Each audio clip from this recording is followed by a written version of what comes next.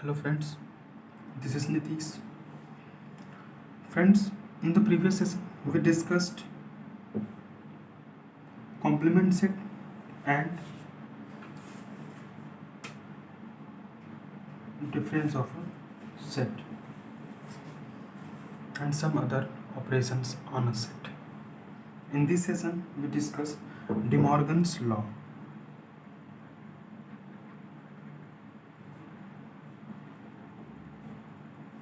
Is it correct?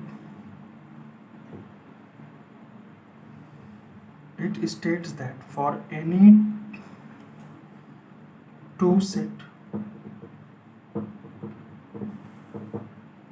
A and B, prove that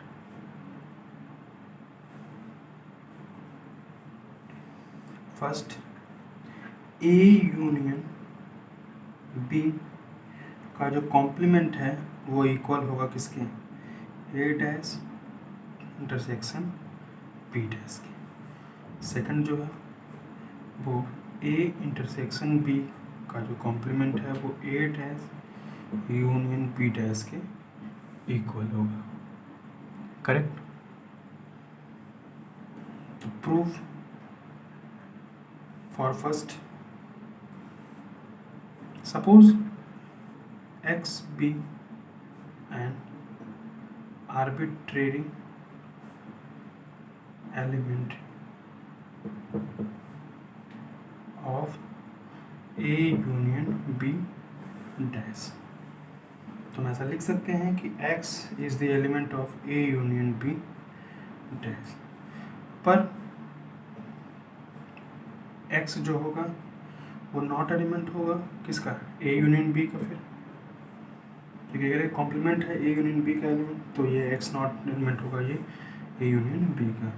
means X is neither element of A and is neither element of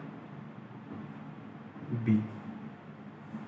तो हम ये भी कह सकते हैं कि X जो होगा A का एलिमेंट होगा। अगर वो A डैश का एलिमेंट नहीं है, A का एलिमेंट नहीं है तो वो A डैश का एलिमेंट होगा, और X तो B डैश का एलिमेंट होगा। तो अगर एंड लिखा है इट मीन्स हम ये कह सकते हैं कि X is the element of A dash intersection B dash. It implies that, so यहाँ से हम क्या कह सकते हैं कि A is union B is the subset of A dash intersection B dash। और ये हमारा क्या है, फर्स्ट रिजल्ट। नेक्स्ट में again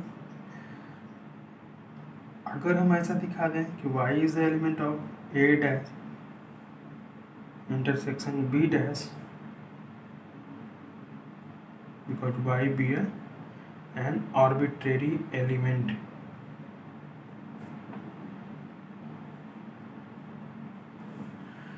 of A dash B dash intersection B dash।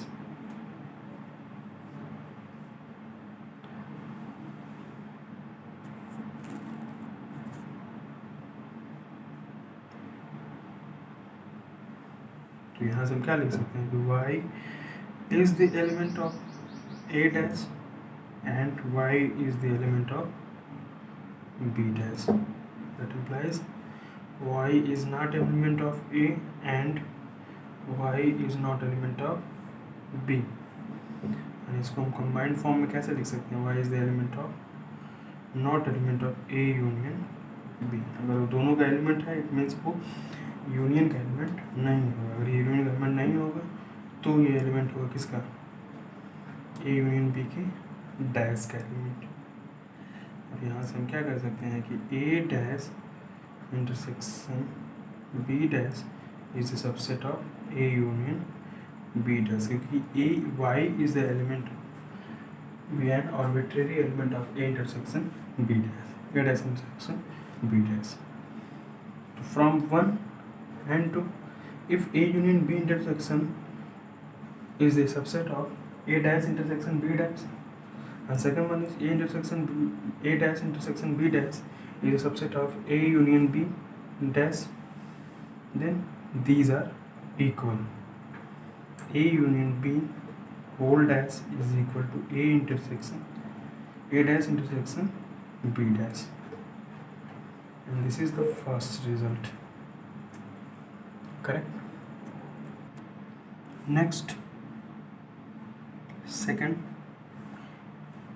A intersection B का whole complement is equal to A dash union B dash. ठीक, अब इसको प्रूव करेंगे. Suppose X be an arbitrary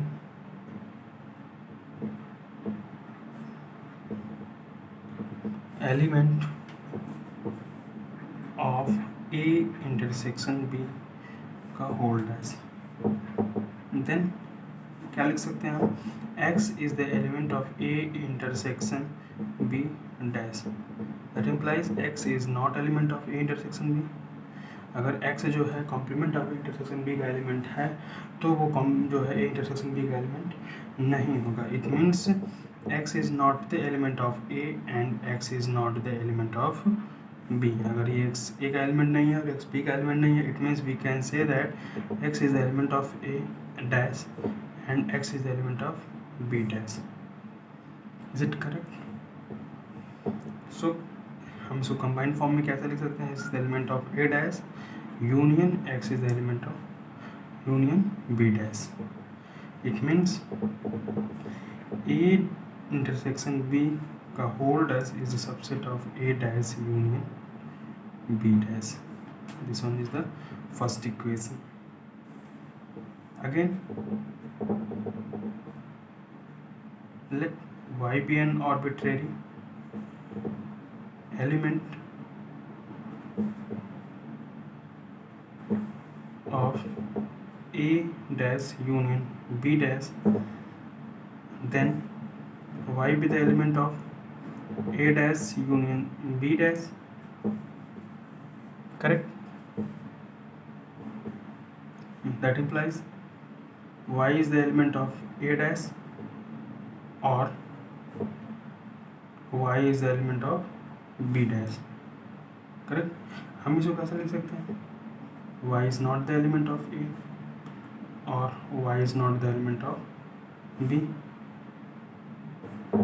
तो combined form में हम कैसे लिख सकते हैं कि Y जो है ना तो A का एलिमेंट है ना ही B का. इट मीन्स ये A इंटरसेक्शन B का भी एलिमेंट नहीं होगा.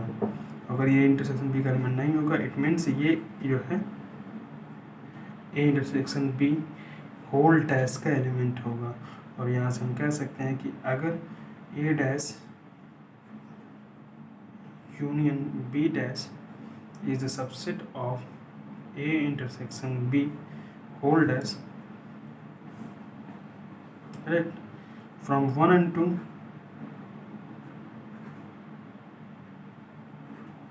we get A intersection B whole dash is equal to A dash union B dash, and this is our required result. So thanks for watching the video. If you like, then share, comment of your doubts. That's all.